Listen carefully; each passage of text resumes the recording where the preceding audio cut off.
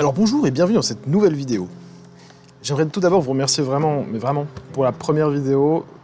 Les retours étaient super, vous avez été vraiment super cool. Dans les commentaires, il y a eu plein de questions. Il y a eu des gens très intéressés par le jeu, qui connaissaient pas. D'autres qui commençaient le jeu. Donc franchement, c'est cool. Si je peux continuer à donner d'autres indications pour qu'ils puissent essayer de se lancer, ou même s'ils sont intéressés, et ben je vais pas me gêner, tiens. Allez, on n'est pas là pour parler 15 ans, on est là pour présenter un second sujet. Je vais revenir sur les décors. Parce que lors de la dernière vidéo, j'annonce que Mordheim c'est moins cher, tout simplement parce que il y a beaucoup moins de figurines. Par contre, les tables sont beaucoup plus chargées en termes de décors, c'est ce que j'avais expliqué. Et donc, il peut y avoir un coût, quand on s'imagine un coût de base, étant donné que les décors games ou les décors plastiques en général, ça coûte quand même très cher. Il faut savoir qu'il y a beaucoup d'alternatives à ça en fait. Ce qui fait qu'une table peut être belle sans que ça coûte une blinde. Déjà Mordheim, quand tu joues à plusieurs, tu peux partager le coût des décors.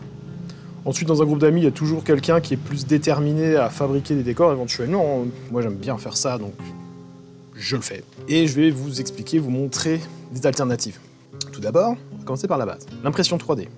On est à une époque où on peut imprimer soi-même tout un tas de choses. Moi, j'aime beaucoup l'impression 3D. Si tu as déjà une machine 3D pour d'autres choses, tant mieux pour toi, ça va pas te coûter grand-chose, et ça, tu dois le savoir, que le plastique, c'est pas ce qui est le plus cher.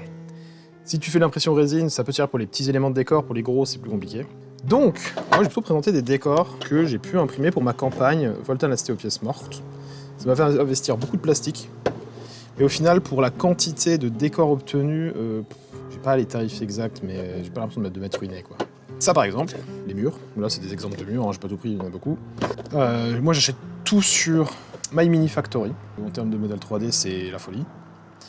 Et là, j'ai des morceaux de mur avec un système d'accroche qui fait qu'on peut emboîter, déboîter comme on veut nos éléments pour les composer comme ça nous plaît. Pareil sur le dessus, des petits pics, voilà. Donc ça, c'est vraiment pas mal pour faire des beaux murs bien stylés. Et au niveau peinture, c'est pas très long. Brossage à sec, j'ai imprimé avec du riz de base pour ma sous-couche, techniquement.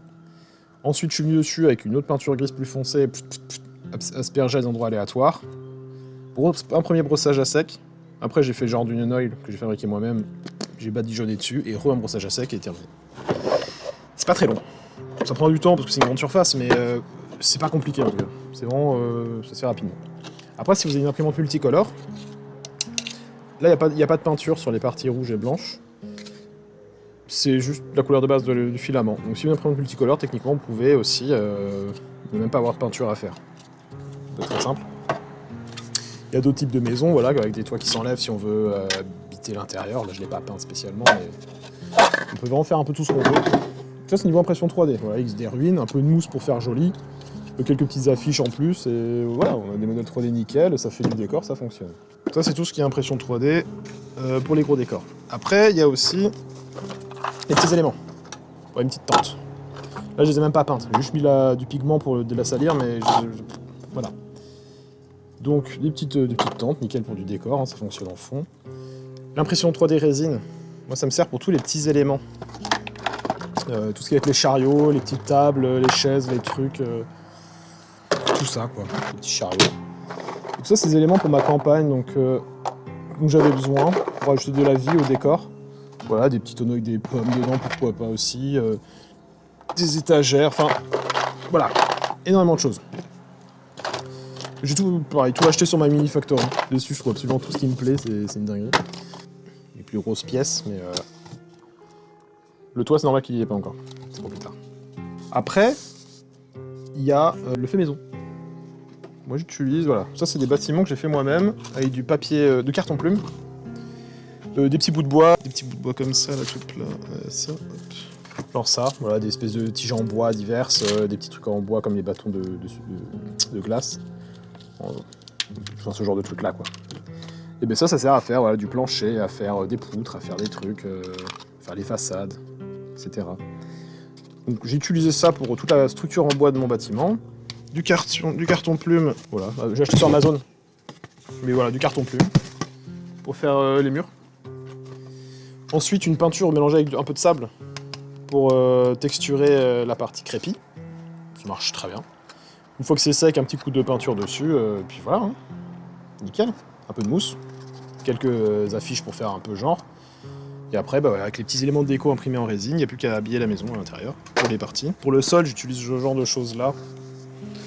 Hop, il y en a des ronds, il y en a des carrés. Tout ça, c'est des trucs que j'ai acheté sur Amazon. Donc, si ça se trouve aussi en magasin, je sais que Action par exemple, il y a plein de choses. Bah, typiquement, ça vient d'Action. Ça aussi, je crois. Après, il y a ça aussi que j'utilise pour faire de la terre. Pareil, trouvé à Action, c'est de la fibre de coco pour les plantes normalement, mais ça fait une poudre noire, ça ressemble vraiment à de la terre pour de la miniature, c'est nickel. Bon, c'est parfait. Et pour designer les maisons, alors, soit on découpe soi-même, on s'imagine une maison en tête, on fait les découpes, on dessine dessus, bref.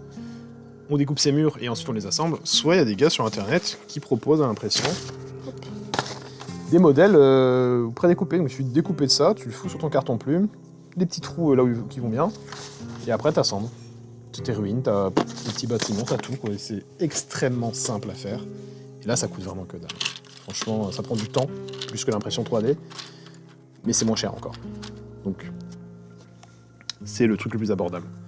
Pour faire des beaux décors, en quantité, bah voilà, si chaque pote, on va dire, vous êtes 3 à 4 à jouer, chaque ami s'y met, chacun fait 3 maisons, ou voilà, et c'est fait.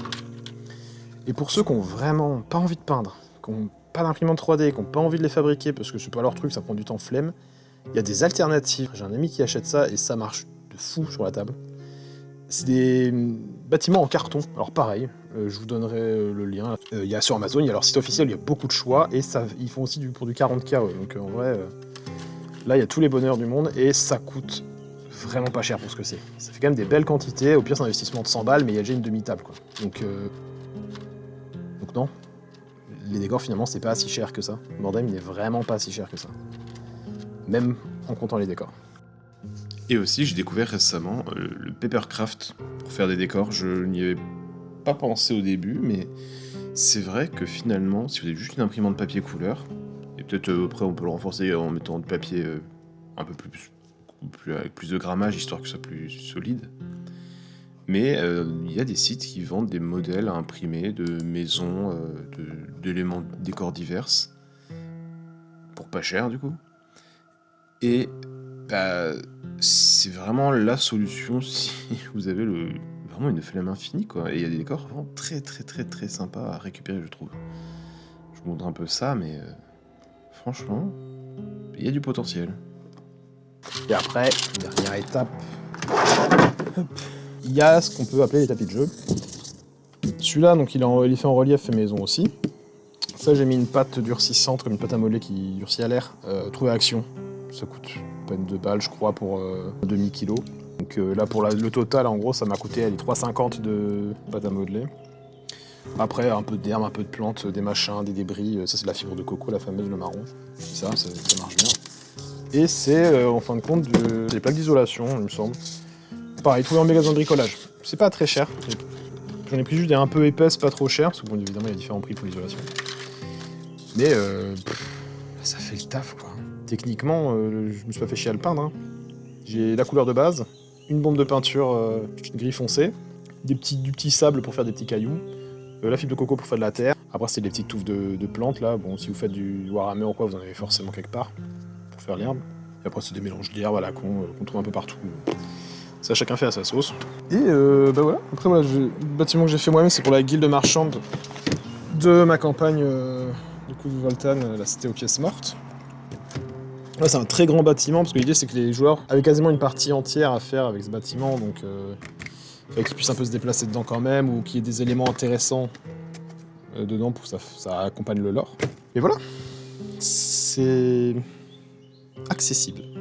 Surtout qu'une table de jeu, en vrai, souvent ils préconisent 1m20 par 1m20, mais c'est très grand, surtout quand c'est des nouvelles bandes. Traverser la table, ça peut être long des fois, donc en vrai, une table d'1 mètre par 1 mètre suffit au départ, largement. Même à 4 joueurs, ça peut être suffisant quand c'est les tout début de bande.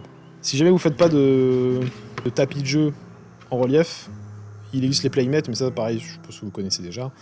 C'est des tapis plats avec des motifs dessus, ce qui permet de représenter un décor, un environnement divers. Et ensuite, j'ai bien envie de vous spoiler un élément de décor par rapport à la campagne. C'est que dans ma campagne, il y a énormément de décors à prévoir. Là, je vous en ai montré quelques-uns, mais j'en ai une quantité assez folle. Et j'ai toute la partie finale encore à finir. Ça va être un boulot monstre. Mais j'ai déjà la pièce maîtresse de la campagne, qui est imprimée. Là, il faut 5 bobines à peu près. donc 50 € de plastique. Si jamais vous êtes joueur de la campagne, je vous demande de ne pas regarder. Parce que là, ça va être un gros spoil, donc emmenez ceux qui veulent voir avec moi et qui, voilà, si vous avez le temps de réfléchir, quoi, si vous voulez le voir ou pas. On va prendre tout le bordel, l'ordi, hop, c'est le bordel. Hop là, il y a mon chat. C'est toi l'élément de décor final. Mon atelier. Alors, ça c'est l'imprimante 3D que j'utilise pour le plastique. Là. L'élément, ça c'est pour la résine. Après, bon, pour la résine, ça accompagne tout un tas de choses. Ça, c'est pour, vous voyez, là, les dépôts de résine, une fois que c'est imprimé. Et ça, c'est pour le faire durcir, l'étape finale. Et donc, la grosse pièce de décor, la voici. Il s'agit du manoir de Roscoe. Donc, pour l'instant, pour ceux qui n'ont pas de lore, ils savent pas. Je l'expliquerai plus tard, mais c'est un gros manoir de fou. Je vais poser là. Et en fin de compte, il est en plusieurs pièces. Et chaque étage s'enlève et il y a un intérieur. Ça va être un boulot absolument titanesque à peindre, à préparer. Oh, putain. Bref. Je sais pas combien de temps ça va me prendre. C'est pas du tout fait, mais ça va être un peu un enfer. Mais bon, voilà l'atelier où je travaille, j'utilise des cartons comme des tables, hein. Pareil, c'est très bien. Un gros carton, ça marche.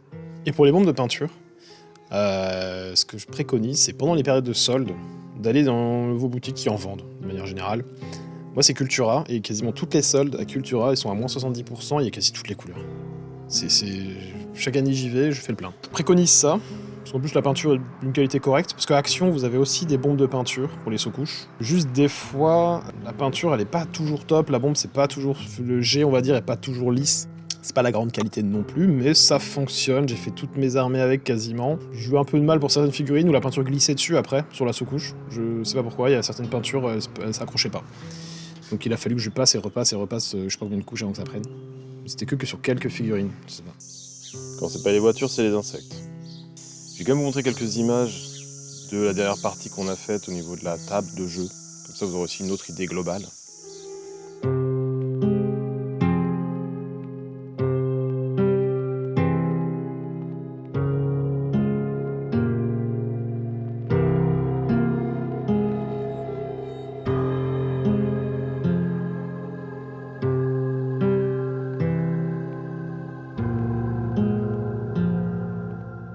Voilà pour cette seconde vidéo. J'espère que ça vous aura intéressé, en tout cas, que j'aurai pu continuer à vous montrer des choses qui vous donnent envie de continuer à essayer de vous lancer dans Mordheim. Et ensuite de ça, je vous souhaite une bonne journée et à la prochaine.